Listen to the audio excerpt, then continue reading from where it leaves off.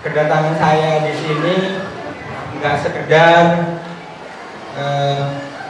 ibu-ibu dan bapak-bapak tahu tentang bahaya pornografi dan gadget, tetapi jauh lebih penting dari itu nanti setelah sampai di rumah dipraktekkan. Jadi kalau cuma sekedar pengen tahu apa sih bahayanya, nggak usah mengadakan acara seperti ini, bisa baca di internet bisa. Tetapi kalau sharing langsung seperti ini kemudian nanti dipraktikkan di rumah, nanti tidak setiap saat bisa dicari di internet, bahkan di buku-buku sekaligus.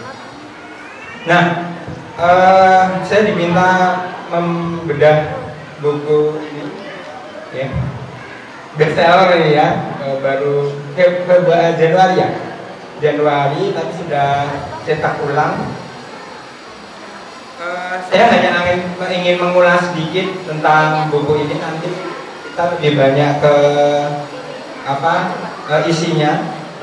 Jadi kalau Bapak Ibu lihat dari covernya cukup menarik ya. Nah, kalau saya nilainya B untuk buku ini.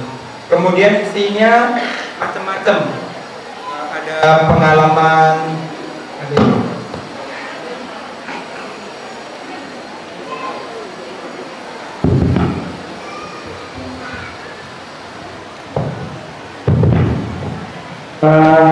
karena untuk isinya sendiri bisa dibaca sendiri nanti. Isinya bagus. Jadi pengalaman pribadi masing-masing dari keluarga, baik secara personal maupun secara ada saudaranya dan sebagainya. Dan itu bisa diambil hikmahnya masing-masing.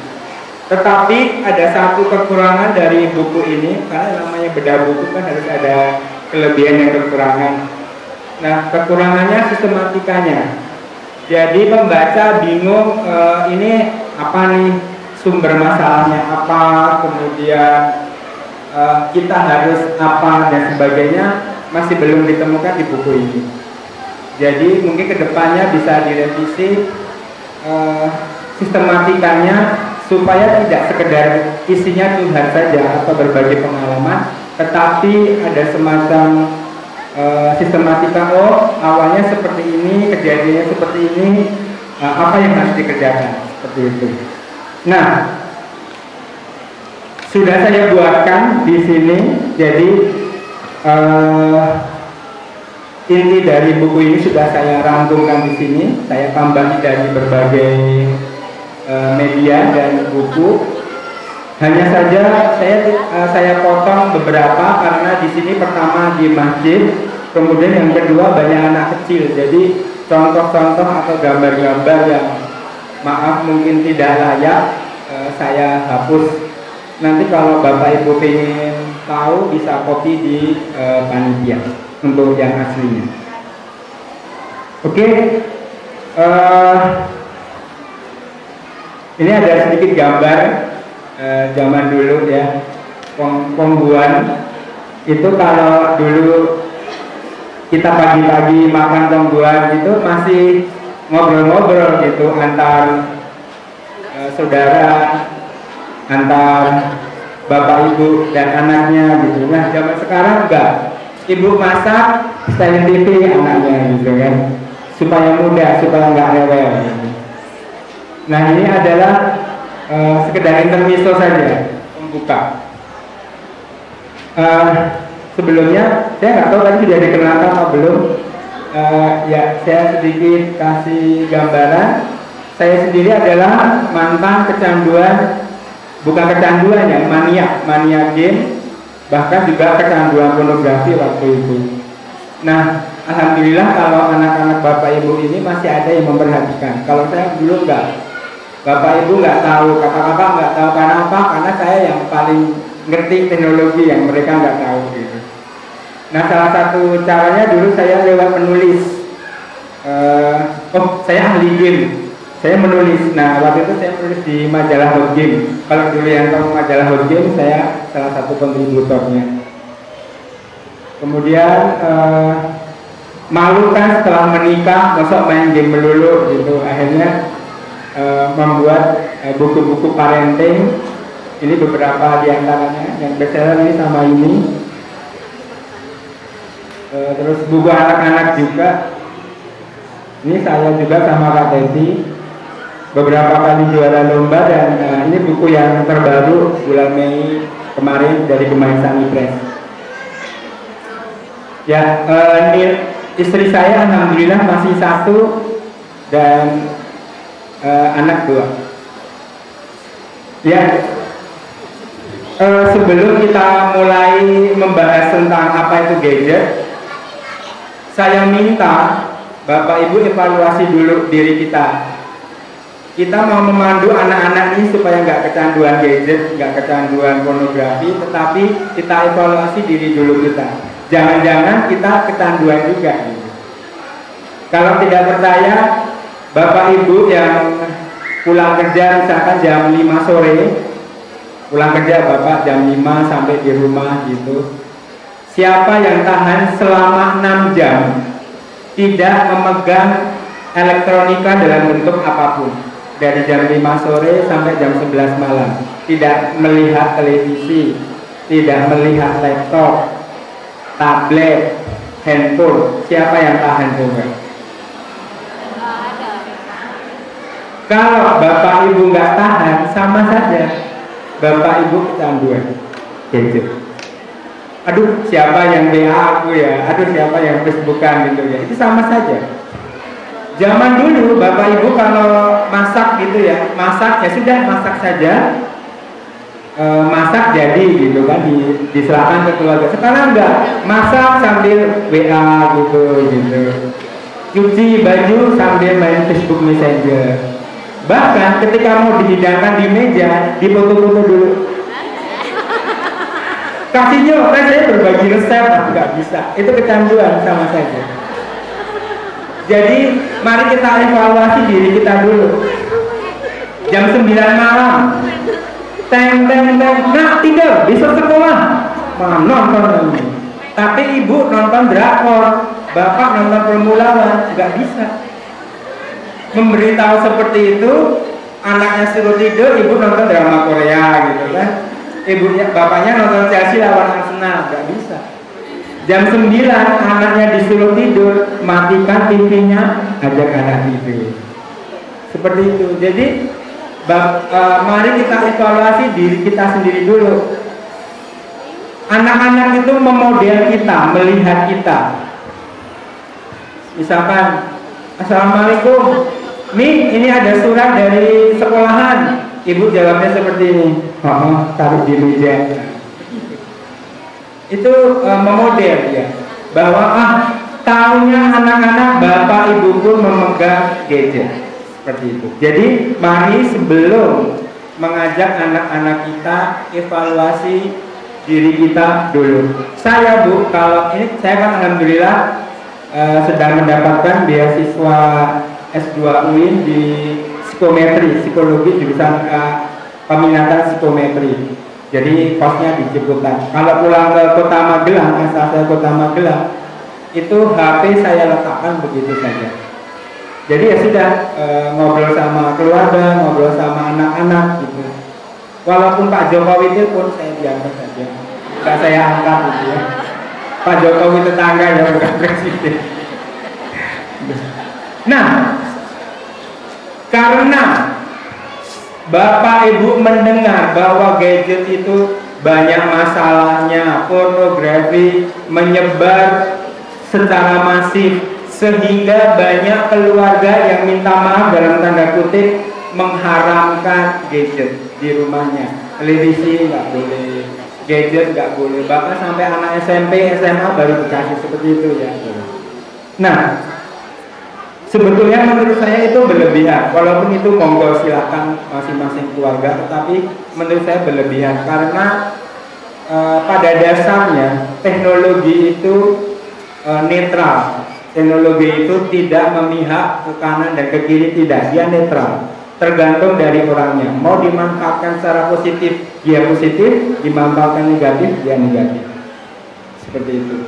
Nah, mari kita ulik apa sih sisi positif dan negatifnya. Ini beberapa contoh.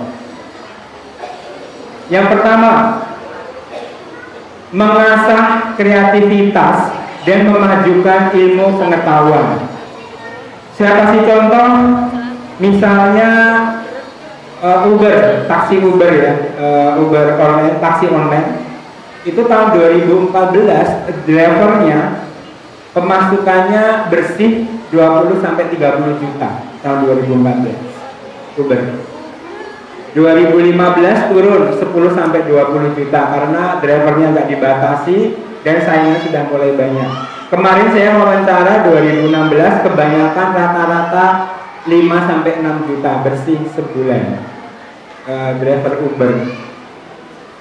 Itu dibandingkan minta maaf dengan guru-guru misalkan UMR mereka ya 3,8 dan sebagainya, masih banyak driver Uber. Itu salah satu contoh. Contoh yang lain, kasino, saya mau main ke Ciputat, boleh dong main? Boleh. Saya buka WA, saya kasih lokasi saya, ibu-ibu cukup pakai Google Map, pasti sampai di tempat, insya Allah ya. 200 meter sebelah Indomaret, belok kanan. Ada itu lengkap di Google Map. Bahkan musola-musola pun ada. Sebelah musola As-Salam gitu aja. Itu adalah kemajuan teknologi yang harus kita akui. Ibu-ibu sekarang jual jilbab dan sebagainya bisa online. Contoh yang lain, penyaluran emosi. Ibu kebayang nggak kenapa ibu suka nonton drama Korea? Itu untuk menyalurkan emosi. Bapak-bapak nonton sepak bola, gol, itu penyaluran emosi. Ibu-ibu dan bapak-bapak butuh penyaluran emosi, apalagi anak-anak.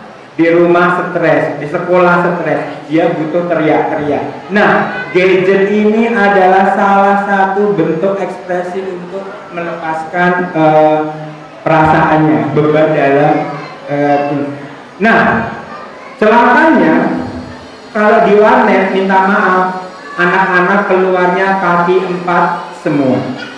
Nah, saya minta anak-anak kita di rumah kalau sedang teriak-teriak gunakan kata-kata yang bermanfaat. Contohnya, ditembak, astagfirullah, aku mati nih. Nah, seperti itu. Subhanallah, masya Allah, seperti itu.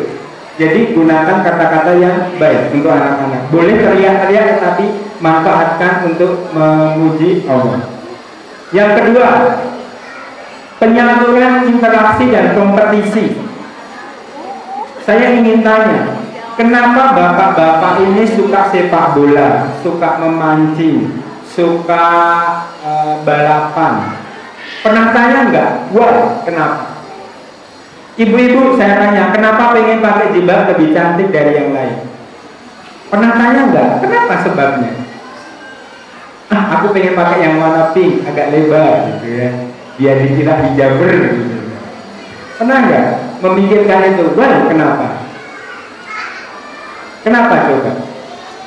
Karena pada dasarnya manusia sejak awal diciptakan adalah egois, berlomba-lomba. Ketika seorang laki-laki melakukan hubungan SEX dengan perempuan, dia mengeluarkan 2,5 cc sperma ya. 1 cc sperma itu isinya 1 juta spermatozoid. Kita berlomba-lomba mengalahkan 2,5 juta calon anak. Jadi kita sejak awal sudah diciptakan egois, menang sendiri, dan memang harus menang. Itu sejak awal oleh Allah diciptakan. Kenapa? Kalau enggak, dunia akan stagnan, enggak akan maju-maju. Nah, saya minta di keluarga kita fastabiqul khairat, berlomba-lombalah dalam kebaikan. Nah, gadget ini salah satu penyaluran lewat game yang bermanfaat dan sebagainya, seperti itu, mengolah otak. Kemudian mengasah skill motorik dan bahasa. Selama ini kasino, PS3, PS4, PSP, Nintendo Wii, Xbox Next Generation itu sampah.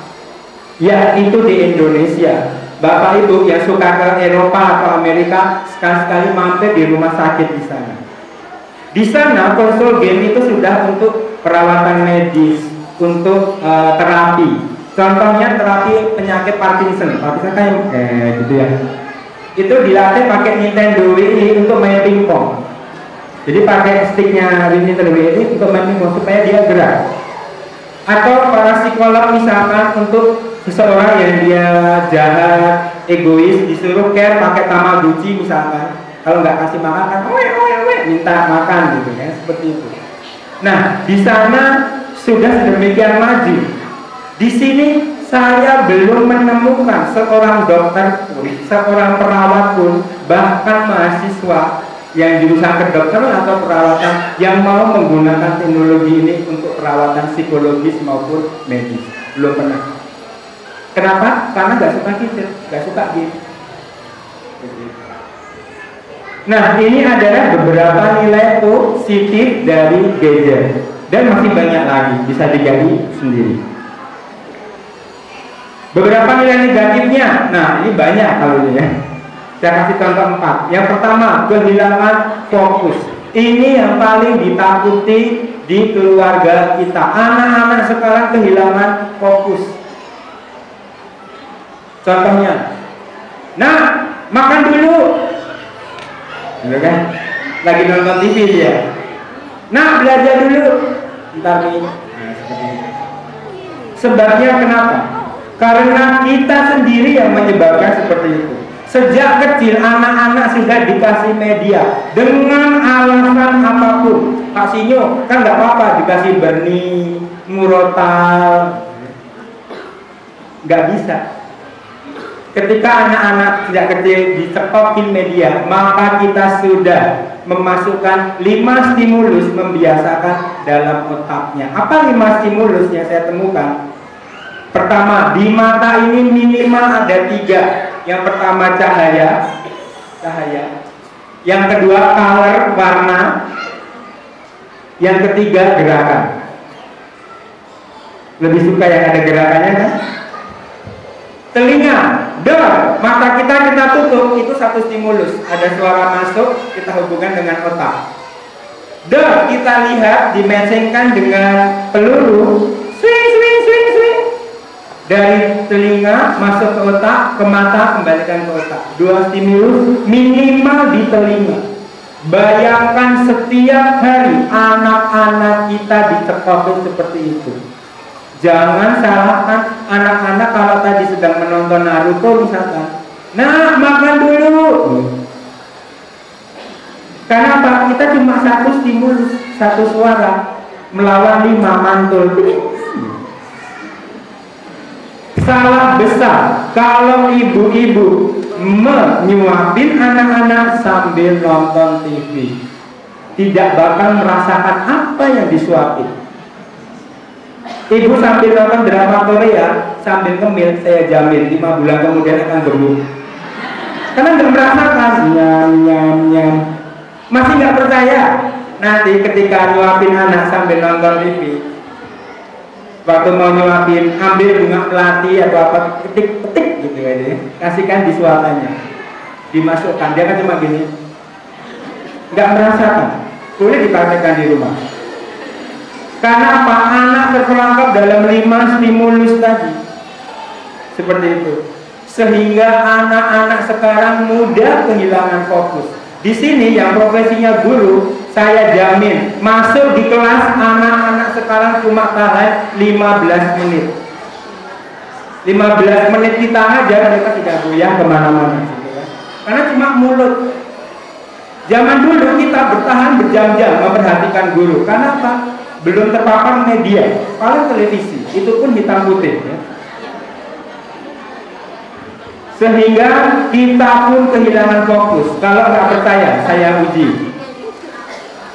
Saya ingin membeli handphone yang mahal, bukan yang murahan seperti ini. Ini kan Oppo murahan. Ingin beli yang iPhone 10 juta. Nah, saya pinjam ibu yang pakai kacamata ini 5 juta. Pinjam yang ibu pakai kerudung abu-abu 5 juta. Kita tahu berapa? 10 juta. Nah, saya beli ke bapak yang punya counter ini. Muka-muka counter ya Bapak ya. Pak, beli iPhone, harganya 10 juta. Alhamdulillah kasihnya hari ini dapat diskon 3 juta.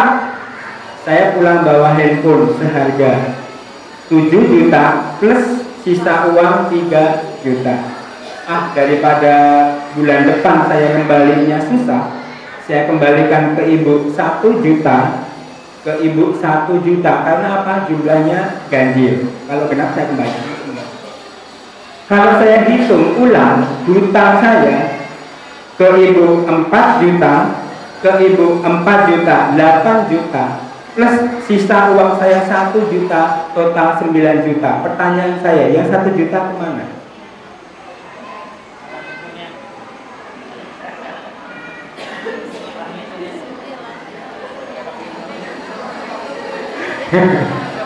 Bingung kan? Gak fokus kan?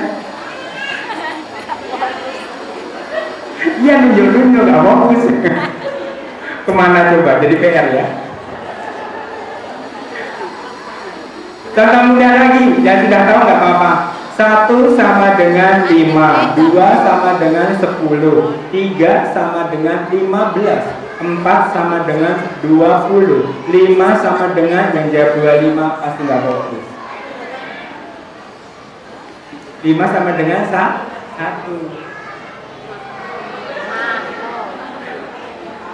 Yang kedua, penurunan fisik dan mental. Ya, anak-anak sekarang males kemana-mana karena sudah di rumah gitu, gemuk-gemuk gitu ya. Ini contohnya bapak gemuk banget gitu ya, jarang olahraga gitu. Radiasi dan sebagainya. Ya. Cheat, menipu, curang. Jangankan media sosial, iklan-iklan yang kita tonton menipu semuanya. Bahkan ibu-ibu pun menipu. Kalau nggak percaya, ketika ada jerawat pakai 360. Biar kinclong, itu menipu. Sama saja. Jadi media sosial sekarang mengajarkan penipuan.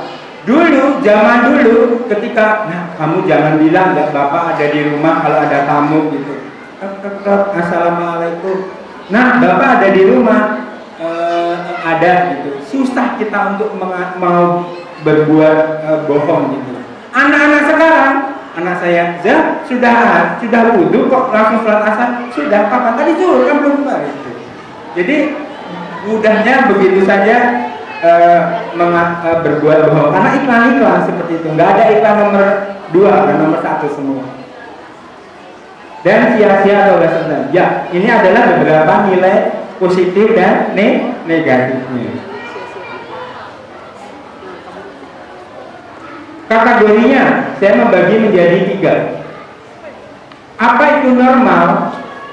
Ketika seorang anak dalam 1 hari tidak memegang gadget dalam bentuk apapun, baik-baik saja. Misalkan, ayo kita pulang kampung kemana? Ke Bumen. Di rumah neneknya cuma ada kambing, ayam, nggak ada listrik misalkan. Kalau anaknya baik-baik saja, main ayam, main kambing, main padi, seharian dia nggak minta gadget dan sebagainya, ya normal. Tetapi kalau seharian itu, di sini nggak asik, nggak ada wifi gitu, nggak ada internet, aku pengen pulang, sudah pecah 2. Maniak apa? Maniak kalau sudah berani mencuri, berani memukul adiknya, berani rebutan sama ibunya, itu sudah maniak.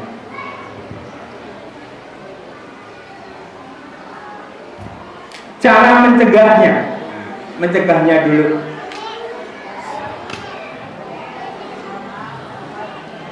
Yang pertama, anak di bawah umur 2 tahun, bapak ibu yang punya anak 2 tahun, itu terpapar elektronika dalam bentuk apapun 2 jam maksimal selama seminggu, itu menurut ahli otak, bukan saya. Videonya aja kalau mau dia di copy.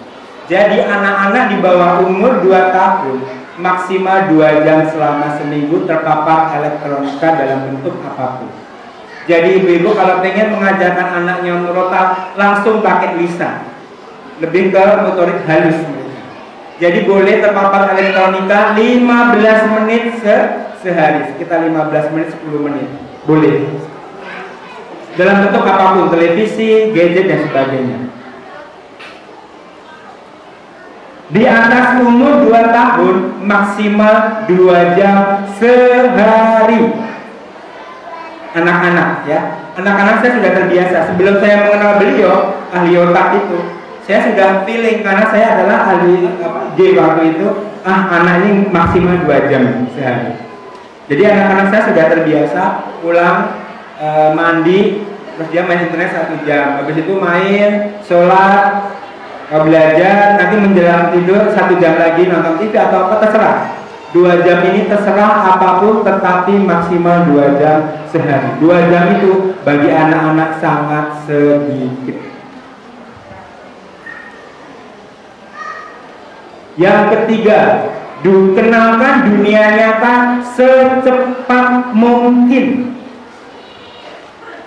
Dan ini sudah diajarkan oleh Rasulullah. Rasulullah memelihara kambing umur berapa coba? Umur berapa pelihara kambing? Kemudian berdagang umur berapa coba? Dalam Islam nggak ada yang namanya remaja. Adanya anak-anak dan dewasa. Umur 10 tahun itu harusnya sudah akil balik. Harusnya. Akil balik itu ada 2, psikologis dan biologis. Psikologis itu harusnya 10 tahun sudah dewasa. Apa dasarnya? Hadis Rasulullah, umur 10 tahun kalau nggak mau sholat dipukul. Umur 10 tahun harus sudah pisah ranjang, sudah dianggap dewasa. Dosanya sudah dihitung. Kalau bapak ibu mau menunggu biologis, minta maaf. Contohnya di laki-laki.